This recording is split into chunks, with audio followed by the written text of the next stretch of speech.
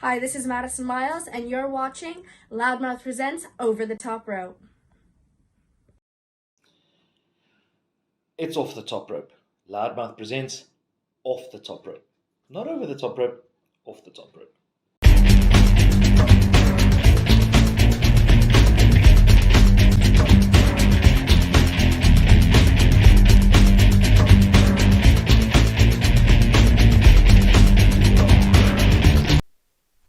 In conjunction with specialized supplements. Need any preparation time? You're ready. I needed plenty of preparation time. You think prettiness like this just happens overnight? No. This, No, this is not at all. this is a full 8 hours to get ready.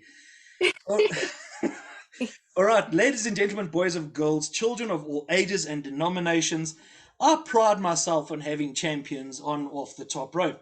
We've had champions, we've had champs, but never have we have a champ. Four belts belonging to one beautiful package in the name of Maddison Miles. Maddison, how are you doing? I'm doing great. Thank you so much for having me here.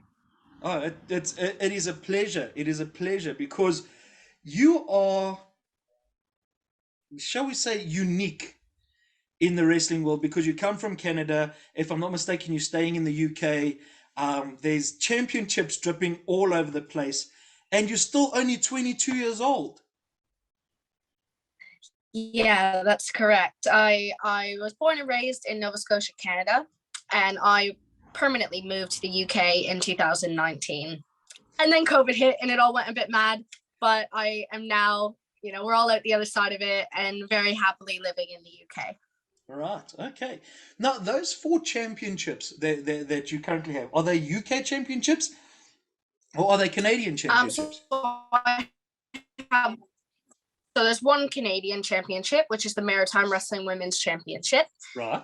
There is a one in the UK, that's DOA UK Women's Championship.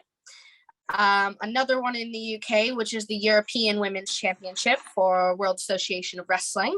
And then the fourth one, which is one of the ones that I am most proud of, is a tag team championship from Germany for Power of Wrestling. Okay. And that's with my tag partner, Kat Siren. Okay. That Maritimes Championship, the Maritimes, that Marcus Burke, if I'm not mistaken, wrestled at one stage.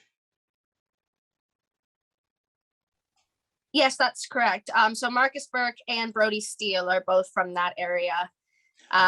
They're both from the Maritimes of Canada, and they have done quite a bit of international traveling. Yeah. Plus, both of them are both former CPW World Heavyweight Champions. Yeah, so I'm hoping to follow in their line, follow in their footsteps a bit, and hopefully make an impact in the women's division and maybe add another title onto that run. So that's going to be a problem when you go through airports. I mean, the title belts are not exactly light pieces of material. Now, potentially, you could be carrying 6 at one stage. I hope they're going to pay for you. It's true.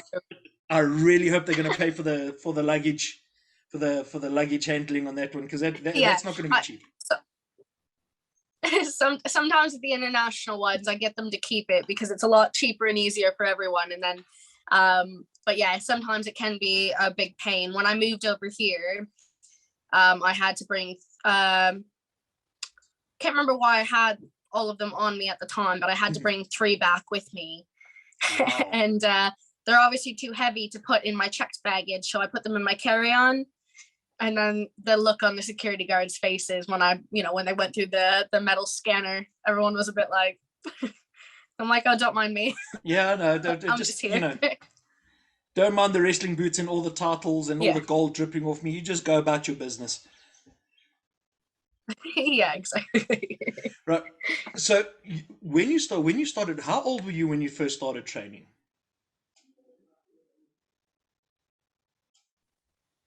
So I was 15 years old when I started training.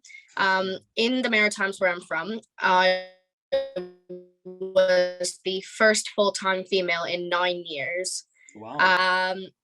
And yeah, to be honest, been an absolute adventure since then. And since I started wrestling, we've had 4 or 5 girls come out of the Maritimes. They haven't all stuck with it, but at least they've given it a try, and it's a lot more progress than we made before that. So it's great.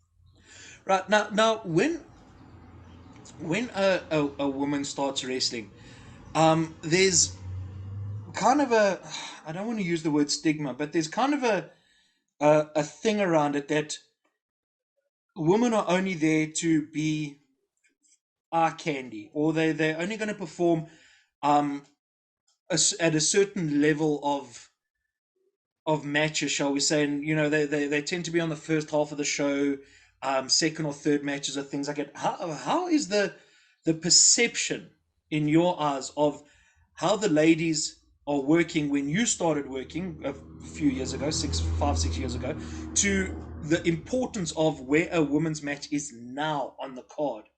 What, in your opinion, has caused that shift from it to be just an exhibition match to being an integral part of the show? Hmm. So to be honest with you, it's a bit of an interesting take I have. So I started around the time of the women's revolution that happened in WWE. And at that time, it was such a big thing for women to really, really get out there and showcase that they could do more. However, in my first few years of wrestling, I still realized how much of like an attraction match we were, how much of people, because there hadn't been any women's wrestling, that people were very much still wrestlers, and that wrestling itself, it was all the standards that went into it about you have to be skinny, you have to be a model, you have to be all these things to fit someone else's perception of who I needed to be. So I've only been wrestling about 7 years, but that was what the first half of my career was trying to fit this mold of what a female wrestler should be, what a female wrestler should look like, how they should act, the way they should dress, the way they present themselves, the way they walk to the ring. Every single thing nitpicked. I really started to value the importance of who I am as a person, who I naturally am, who I don't have to pretend to be. Being 30 pounds heavier doesn't make me any less of a person, any less of a professional wrestler. And I think the importance now of women just being women, being who they are, the strong, confident, empowered people, because I think when you have a whole bunch of girls pretending to be something that they're not, you're bound to have matches that aren't as good and that they're not as confident and they're not as hard hitting. When you have girls that feel comfortable in their own skin, being who they are, striving to be the powerhouses that they want to be, you can get so much more from them.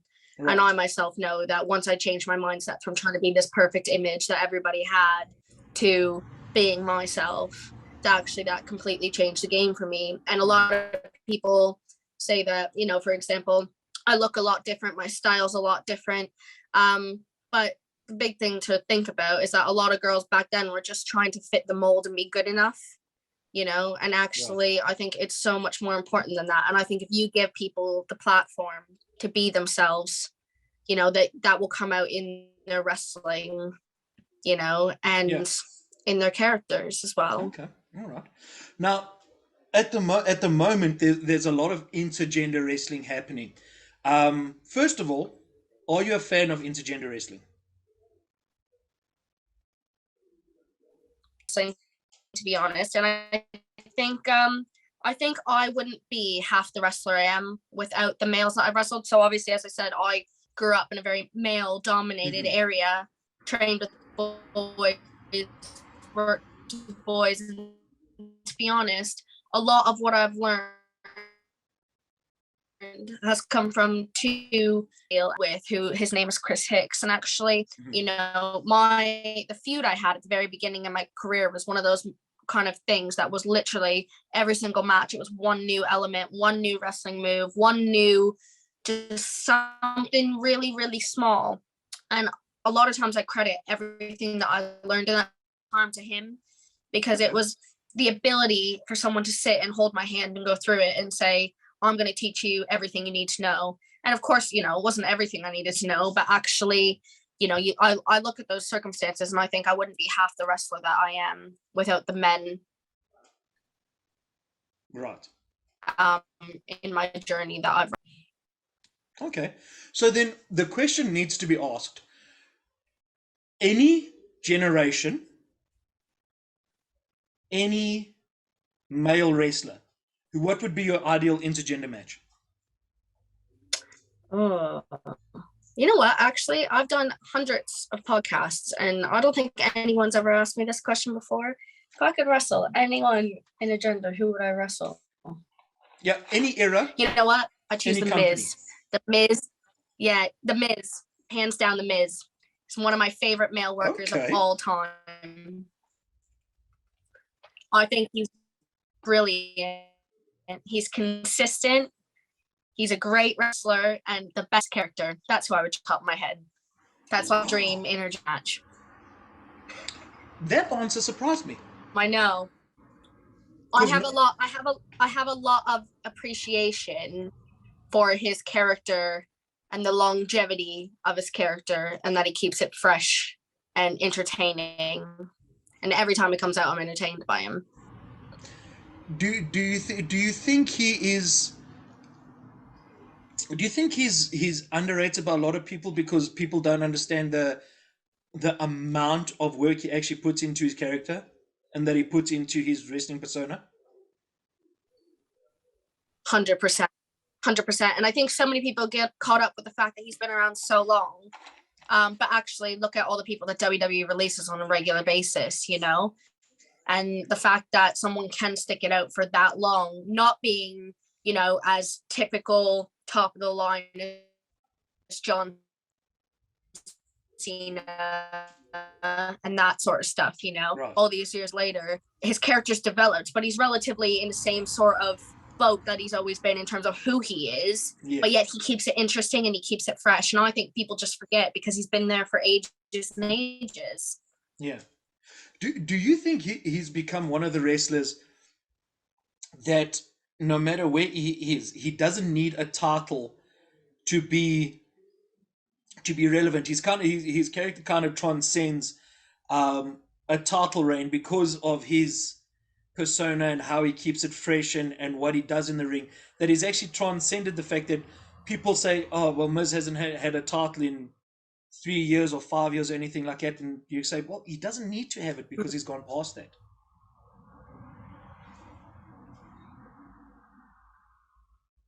The thing is, I think, is that I agree. So I don't think he needs a title because of that reason. But I think anytime that he has had a title, and that's so important, you look at someone who takes something that, might not be, the world heavyweight championship, but actually he makes it out to be even more important than that. And I think those things are so important because I love character work. I love people who invest in their characters. So. Okay. All right. That's an interesting take. So now you've done a few matches. When I say few, I use few colloquially. I know there's hundreds of matches. There's hundreds of practice matches that you go through at this point in your career. Who was your favorite person to wrestle? If you could pick an opponent now to wrestle on any show anywhere, who would be the one person that you say, you know what, you got to have that person on the show because we always gel?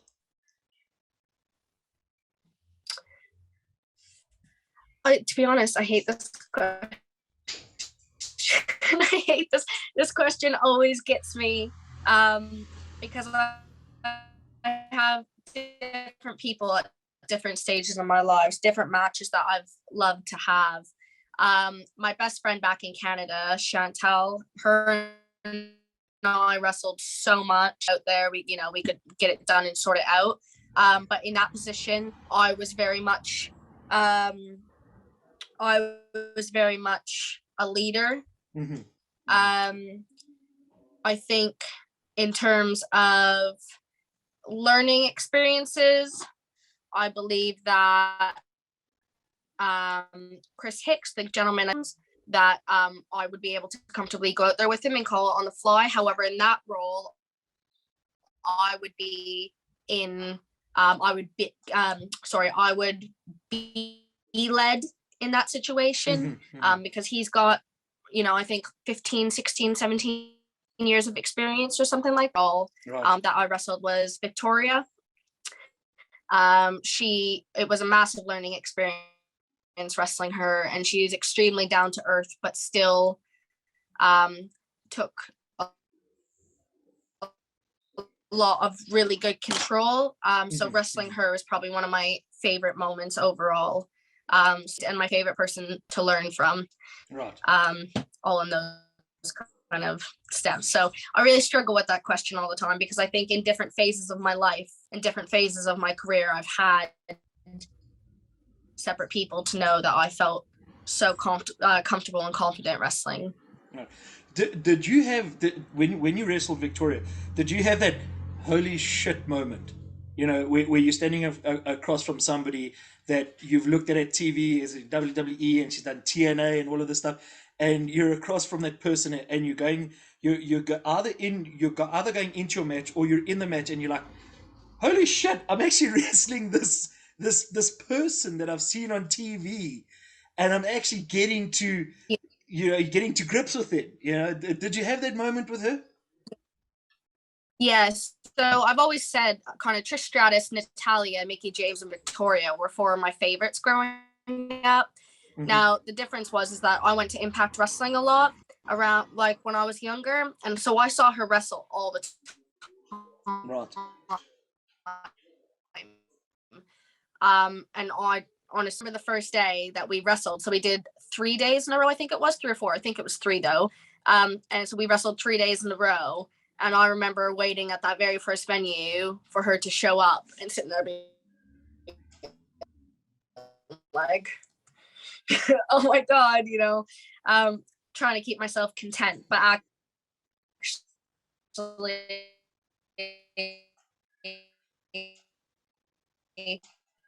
it was somebody that the man so new to the business. But I was just so excited to see how she conducted herself, how she was as a human. And to be honest, she exceeded every expectation I had. She's incredible. Right. Okay. Let's talk gimmicks for a minute here. Now, everybody will ask you, who your favorite gimmick is. But I'm going to ask you, very few people will ask this question, if any. What is the one gimmick in professional wrestling at the moment that you just can't get on board with? You don't like the gimmick, or it just doesn't resonate with you? What is the one gimmick that you can't get your hooks into? To be honest, if I had to pick one, I would say what they're doing with Alexa Bliss at the moment. Or before her therapy, before she had finished her therapy. That whole gimmick that she was doing, to be honest, I can't even fully describe it to you, but I tend to watch the highlights from Raw and SmackDown every week just to see kind of what's going on. I don't watch it that regularly. But for some reason, I loved Alexa Bliss before, in her kind of when she was herself. I just haven't really been able to kind of get behind or get on with this new, or, I guess it's not quite done, I guess, but, where she was. So no, I loved her before, and I couldn't really get behind the new gimmick that she's got on. Okay. But I think she's really talented. And I think obviously it's great that people can just roll with the punches and do whatever kind of WWE pitches for them. And actually, from some interviews I've read that she really enjoys it. So that's really great for her.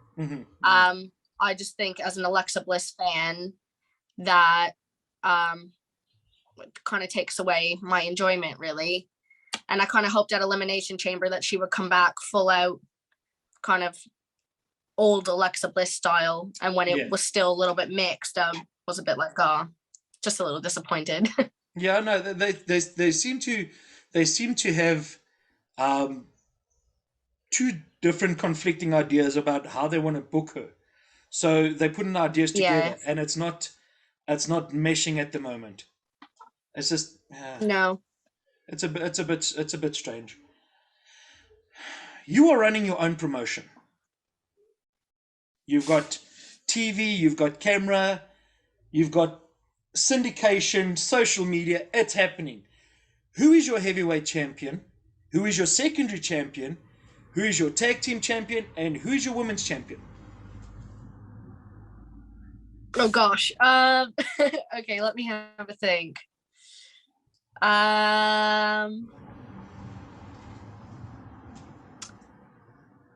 Let me start with tag champions. Okay. I really like the Iconics.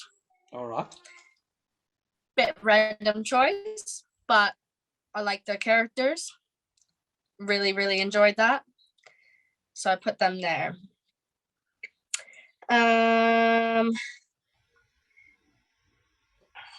Men's tag team. Who would I choose? Don't worry about promotions or anything like that. You can choose anybody across the board. We've got an open checkbook. We're buying everybody. We'll buy anybody. We're buying everybody. We'll buy everybody. Who would I choose? Who would I choose? Okay, random one. I would put New Day. I've always been a fan of New Day's tag team. Again, super gimmicky, but they just make me giggle every single time. Oh, yeah. And I love it. Ever love it. Can't help it. Guilty pleasure. Yeah, absolutely. Heavyweight champion and secondary.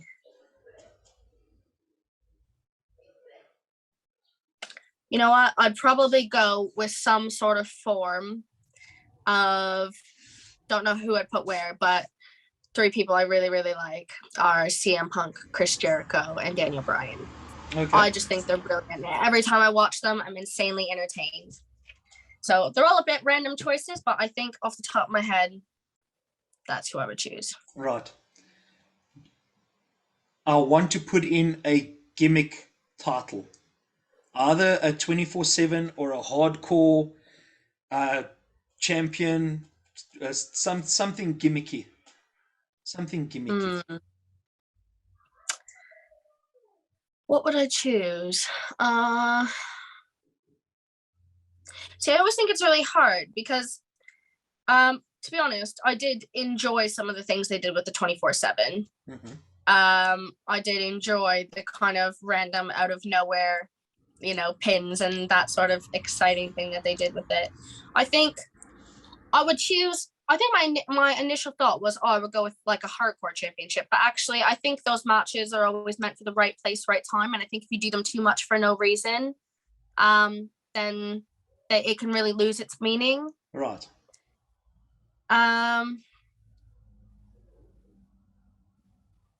You know what? If I wanted, it's not quite gimmicky, but if I had to pick one random title, I'd pick an intergender title and I'd put it on Jordynne Grace. Oh, she's magnificent. She's fantastic. She's another person. She's probably, I always say that my dream match nowadays is Mickie James. But if I could pick an indie wrestler, I'd pick Jordynne Grace as my dream match. Yeah. I see some of her stuff on Twitter, some of the powerlifting stuff like this. She's really strong. That's amazing. Yeah, she's incredible. I think she's such an inspiration. And I think, I think she's gorgeous, and I think she's got, a perfect kind of body in who she is. But actually, if you read some of the comments on her Instagram, she gets a lot of hate all the time because, she is a perfect example of setting a completely different mold of who to be as a woman. And I love every second of it. I think she's insanely inspiring. Well, let's touch on that, because the IWC, the Internet Wrestling Community, is a toxic place. It is a really, really toxic place. And especially if you're a woman, and especially, God help you, if you actually make a mistake in your match, or you're wearing an outfit that one person doesn't like, man, they can be absolutely brutal, and brutal for no reason whatsoever. How do you handle that type of negative vibe? To be perfectly honest with you, for the first few years of my career, I suffered quite badly with an eating disorder. I actually didn't realize that it was an eating disorder until I was able to kind of mature, learn, grow up, react to what I'd been through. Because I grew up quite plus size. And when I started wrestling, lost a bit of weight. But even when I was, 120 pounds, I still had people telling me that I was too big. I needed to work harder. I needed to get in the gym. But what people didn't know is that I was in the gym 6 or 7 days a week. So I ended up quite severely kind of wrapped around that whole eating disorder of trying to be perfect and all that, nonsense, really. Yeah. And then I think one of the things that always set it off for me was I remember going on Facebook one day and somebody from my local town had said, "Oh my God, I can't believe Maddison wore a two-piece to the ring when she has all those fat rolls." And I was only 16 at the time. Wow. And I just think what I would do to have any girl not have to go through the kind of things that I've been through. But I think that's why they say it's really important in wrestling to have thick skin. But obviously it all starts with self-love.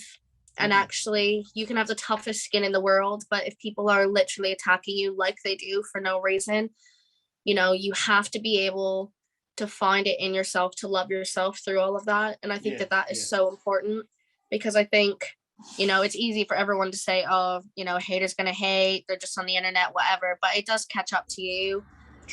Gives you major like body dysmorphia and that sort of stuff. So I think one of the best things that anybody can do, and the way that I cope, is I go to a therapist. Anytime that I feel my kind of self slipping out of that comfort zone, I go see her, because at the end of the day, of course, it doesn't matter what anybody else thinks, but you have to be strong enough to take care of that and to love yourself. And you have to be powerful enough to tell yourself, actually, that's not true. What they say is not true. And even if it is, we don't listen to it. So I think the best way to handle it is the self-love that you have for yourself and your self-care that you put into yourself. It's strange that it happens, because when I started my wrestling journey, I was big. I was huge, and as I've gone through my wrestling journey, I've gotten into a better shape and things like that. I'm still a big guy, and there's a guy that started after me who's bigger than me, and people come and say, "Oh, you fat." I said, "But what about that guy? He's twice my size." No, but we're not talking about him. We're talking about you. And I'm like, come on, Yeah. It's just it's the strangest thing, and I wish it's if you don't like to watch something in professional wrestling, there are so many alternatives. Just switch it off and watch something else. Yeah, and that's kind of how I got. To be honest, I got to that point where I was able to love myself enough that I didn't want to beg people to enjoy my wrestling. And actually, if you think that I'm too big, if you think that I'm not pretty enough, then that's fine. You don't have to watch me, but what I don't want to do is spend my entire career chasing a dragon of an audience that actually, why am I going to beg people to love me? Because I'm not any less of a wrestler because of that. And actually, if you don't like it, turn it off and watch something else, Yeah. What was the one? Okay, this is a two-part question.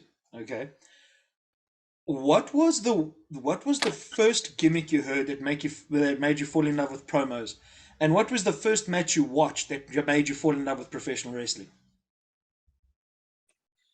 Okay, let me start with the easy one. So first match I watched that made me fall in love with professional wrestling was actually a local wrestling match. So my dad had been a lifelong wrestling fan. He used to go to shows all the time when I was young. And when I was 5 years old, he was going to a show and I was like, "Dad, can I go with you?" And he's like, "Well, of course you can, but you won't like it." And I was like, "I don't care. I just want to be with you. I want to go with you anyway." And to be honest, it was just at some little recreational building in Halifax, Nova Scotia. And when I was there was a female on the show. And to be honest, she was only a valet. But I was like, oh my God, I had no idea that women did this too. This is amazing. And then I was hooked. And then, to be honest, I didn't always want to be a wrestler. I didn't always think I never thought that I could handle the pain. Mm-hmm. I thought it would be like too intense, but I always knew I wanted to be involved.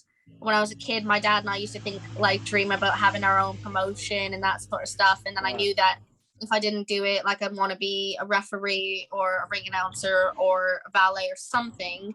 And then I was at a little bar again in my hometown, and Sarah Stock was there wrestling. Okay. And she wrestled Serena Deeb. And actually watching Sarah wrestle, I just remember out of everyone that night, her performance was impeccable. Mm-hmm. And that was a moment for me that I went, oh my God, I can't believe what she just did. That was insane. Incredible, really. And actually, you know, it gave me that kind of inspiration of, oh my God, if I could ever be as amazing as that, yeah, I'd be blessed, you know? Okay. Yeah. To be honest, it's funny because one of my first memories of promos as a kid was I always remember loving anytime The Rock would cut a promo. And one of the first ones I loved was when he sang about Vicky Guerrero. She came out, and that's one of the first things I remember as a kid. I mean, I was even older at that point, but I think that was the first time that I was hooked on a promo and hooked at what was going on in the ring on a microphone. So that would probably be my answer for that. Wow, awesome. Okay, I'm going to put the glasses on for this one because we're going to do a speed challenge now. Oh no. Oh no, oh yes. We're going to do the stopwatch, the timer. We're going to go for 1 minute. Okay. I'm going to ask you a few questions, as many as we can. Answer them as truthfully in a minute as you can. If you don't want to answer it, just shout pass. And then we'll go back to those questions because, damn it, we need answers. Are you ready? Yeah. All right, let's go. Favorite chocolate? Reese's peanut butter cups. Good choice. Favorite wrestler? Mickey James. Most hated wrestler?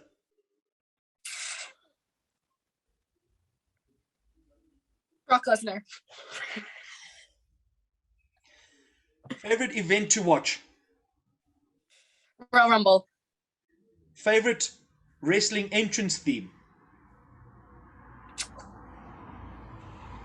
Shinsuke Nakamura.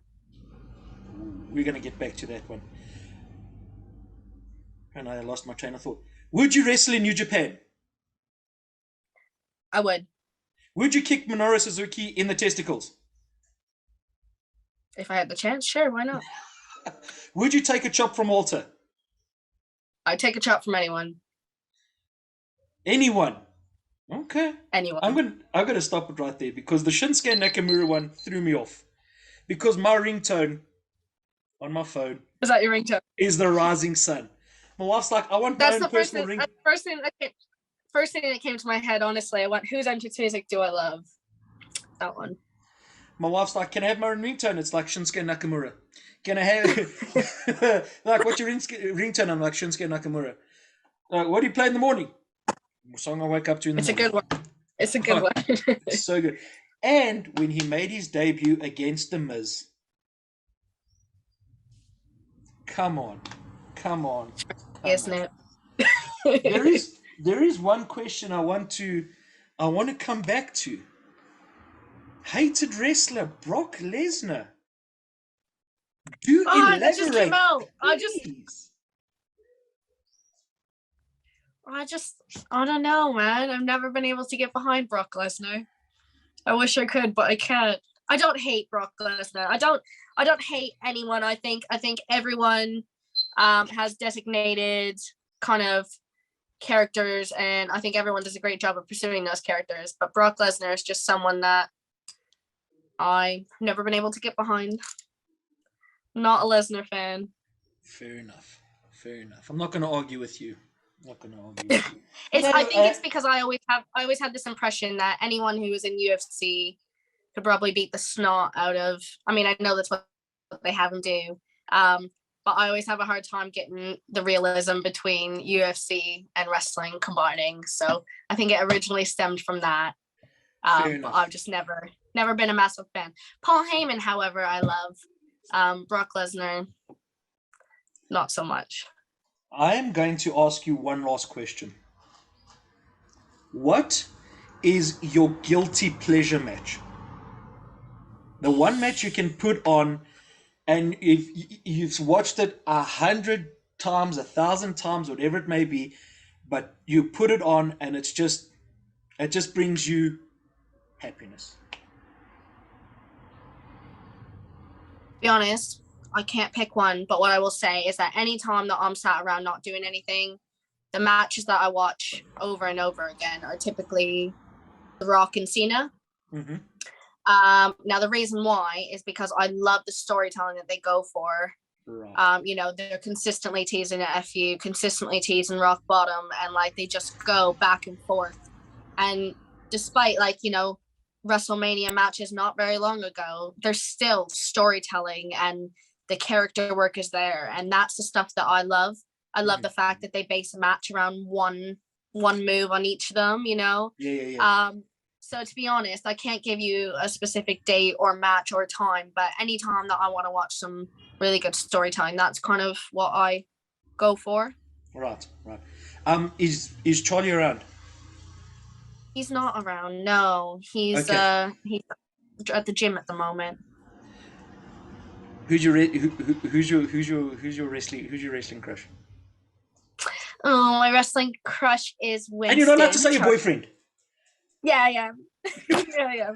No, who's my wrestling crush? It's a good question.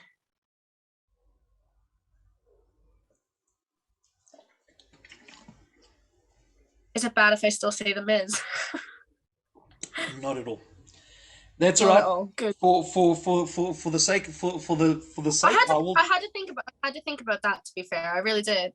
I had to think about it. I will take a bullet for you, and I will keep Maurice occupied, and I will let you get it because it's fun. You don't have to worry about it. I got your back. Thank you very much. You are welcome, Maddison. I'd like to thank you very much for your time. I know we had a bit of connectivity issues in the beginning, but I'm glad that we had this time to get to know you better, because we definitely want to see you here in South Africa. We want to see you dripping with the gold so that you can be stopped at our airport and everybody going, hey, what's this? So to be honest with you, thank you so much for having me. And you know, so as you know, my partner Charlie, he also is a wrestler. He wrestles under the name Winston. He's 6'9", 300 pounds, big lug. But you know, for both of us, coming to South Africa is an absolute dream. It's always been a bucket list place of somewhere that I've wanted to go from the time I was small.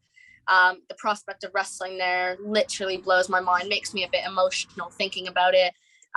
So the day when I do get stopped at your airport, I will be the most grateful person ever stuck in customs.